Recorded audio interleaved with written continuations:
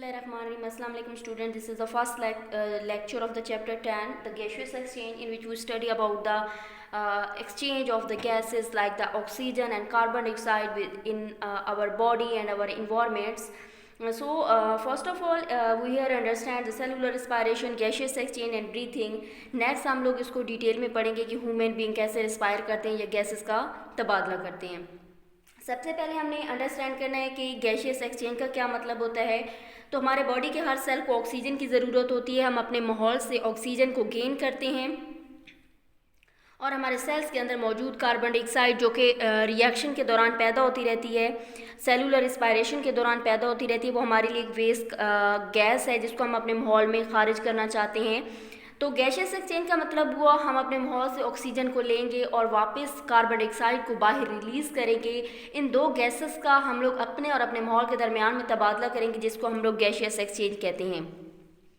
Next जो हमारा topic है वो ब्रीथिंग है। तो breathing is a process which make us able to change the gases within our environment. कि ब्रीथिंग के अंदर हम लोग क्या करते हैं, हम लोग एयर को इनहेल करते हैं, हवा को या एयर को हम लोग अपने लंग्स तक पहुंचाते हैं ताकि हम लोग उसके अंदर से ऑक्सीजन को हासिल कर लें। फिर इसी तरह से हम लोग उसके रिटर्न में भी हवा को अपने फेफड़ों से बाहर रिलीज़ करते हैं ताकि हम लोग कार्बन डाइऑक्साइड को अपने बॉडी से बाहर खारिज कर दें। तो ब्रीथिंग को आप लोग सिंपल सांस लेने का अमल कह सकते हैं, जिसके अंदर लंग्स तक हवा को पहुंचाया जाता है और लंग्स के अंदर से हवा को बाहर खारिज कर दिया जाता है। तो ब्रीथिंग को हम लोग कह सकते हैं कि ब्रीथिंग हमें इस काबिल बनाती है कि हम लोग गैशियस एक्सचेंज कर सकें। ब्रीथिंग जब हो रहा होता है तो ये एक हमारा फिजिकल वर्क होता है, ये हमारा मैकेनिकल फंक्शन होता है हमारे बॉडी का, जिसमें लंग्स इनहेल और एक्सहेल करते रहते हैं। गैस हवा को बॉडी के अंदर लाया जाता है और लंग्स से हवा को बाहर खारिज किया जाता है।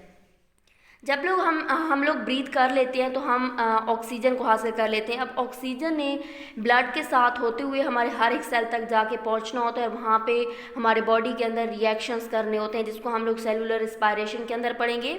यहाँ पे हम लोग देखेंगे कि जो ब्रीथिंग है और सेलुलर रिस्पायरेशन है, वहाँ पे इन दोनों के अंदर डिफरेंस पाया जाता है।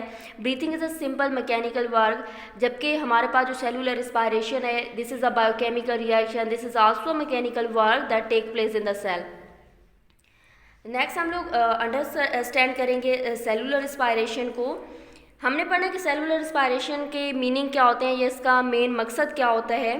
तो हमारी बॉडी को एनर्जी की ज़रूरत होती है, एटीपी की ज़रूरत होती है। जो हम लोग फूड खा चुके होते हैं उसका ब्रेक डाउन हमने कराना होता है ताकि हम लोग एनर्जी को हासिल कर सकें, क्योंकि एनर्जी तो हमारे पास काम करने की सलाहियत को कहा जाता है। तो सेलुलर रिस्पायरेशन के अंदर कुछ इस तरह का होगा कि ग्लूकोज का ब्रेक डाउन होगा और एनर्जी रिलीज़ होगी, जिसको हम अपने बॉडी में काम करने के लिए स्टोर कर लेंगे। तो यहाँ पे मेरे पास ग्लूकोज का फार्मूला है, जिसके अंदर 6 कार्बन होते हैं, 12 हाइड्रोजन होते हैं और 6 ऑक्सीजन होते हैं। ये फार्मूला है जहाँ पे मैंने बॉन्डिंग को शो किया कि कार्बन क्या करता है, सेंटर में एक मेन चेन बनाता है कार्बन की। कार्बन की चेन के साथ आपको नज़र आ रहे होंगे कि ऑक्सीजन और हाइड्रोजन ने बॉन्डिंग की हुई है। तो आपको पता होना चाहिए कि जब भी एलिमेंट्स के दरमियान बॉन्ड बनते हैं तो वहाँ पे एनर्जी स्टोर होती है और जब बॉन्ड टूटते हैं तो एनर्जी रिलीज़ होती है। तो यहाँ पे हमने ग्लूकोज के अंदर बॉन्ड्स को पढ़ना है कि जब वो टूटेंगे तो उनके अंदर से एनर्जी रिलीज़ होगी। तो ग्लूकोज के बॉन्ड तब टूटते हैं जब वो ऑक्सीजन के साथ रिएक्शन करते हैं।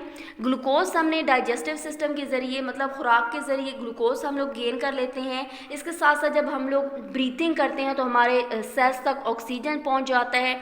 सेल के अंदर ग्लूकोज और ऑक्सीजन आपस में रिएक्शन कर देते हैं, जिसको हम सेलुलर रिस्पायरेशन का नाम दे रहे हैं। ग्लूकोज के अंदर मौजूद कार्बन अपने बॉन्ड तोड़ के ऑक्सीजन के साथ रिएक्ट करते हैं, जिसके रिजल्ट में कार्बन डाइऑक्साइड बनाते हैं। वाटर भी साथ में रिलीज़ होता है, क्योंकि हाइड्रोजन और ऑक्सीजन भी आपस में रिएक्ट कर जाते हैं, वाटर बनाते हैं। जब ऑक्सीजन ग्लूकोज को तोड़ता है तो ग्लूकोज के अंदर बॉन्ड टूटने से एनर्जी रिलीज़ होती है, जिसको हम लोग एटीपी की सूरत में अपने बॉडी में स्टोर कर लेते हैं। इसी वजह से सेलुलर रिस्पायरेशन को एक बायोकेमिकल रिएक्शन कहा जाता है, क्योंकि इसके अंदर बॉन्ड टूट रहे हैं और एनर्जी रिलीज़ हो रही है। क्योंकि सेलुलर रिस्पायरेशन एक रिडॉक्स रिएक्शन है, जिसके अंदर ऑक्सीडेशन रिडक्शन रिएक्शन हो रहे होते हैं। और हमारे पास हमारे जिस्म के अंदर या हमारे सेल्स के अंदर जो खुराक होता है या फूड होती है, उसके अंदर CH बॉन्ड होते हैं, वो टूट रहे होते हैं और हम साथ साथ एनर्जी को अपने बॉडी में स्टोर कर रहे होते हैं। तो यहाँ पे मैंने इसको थोड़ा सा समराइज़ कर दिया सेलुलर रिस्पायरेशन को कि हमने फूड हासिल की हुई होती है जिससे हमें ग्लूकोज मिल जाती है, फिर हम ब्रीथिंग करते हैं, हमारे सेल्स तक ऑक्सीजन पहुँच जाता है, ग्लूकोज और ऑक्सीजन आपस में रिएक्ट कर देते हैं जिसके रिजल्ट में एनर्जी हासिल होती है। हम एनर्जी को ATP की सूरत में अपने बॉडी में स्टोर कर सकते हैं। ATP mean adenosine triphosphate. तो सेलुलर रिस्पायरेशन को एग्जैक्टली डिफाइन किया जा सकता है, this is the break down of glucose in the presence of the oxygen and this happen in the cell, so this is called cellular respiration. तो हमने difference याद रखना है कि सेलुलर रिस्पायरेशन एक बायोकेमिकल रिएक्शन है और ब्रीथिंग हमारा एक फिजिकल मैकेनिकल वर्क है। हमारा जो ब्रीथिंग का प्रोसेस है वो हमें इस काबिल बनाता है कि हम लोग गैशियस एक्सचेंज कर रहे हैं, और सेलुलर रिस्पायरेशन हमें एनर्जी फ्राहम करने का एक रिएक्शन है। ये सेल के अंदर लिविंग थिंग्स के अंदर होने वाला रिएक्शन है, इसी वजह से हम इसको बायोकेमिकल रिएक्शन बोलते हैं। Thank you.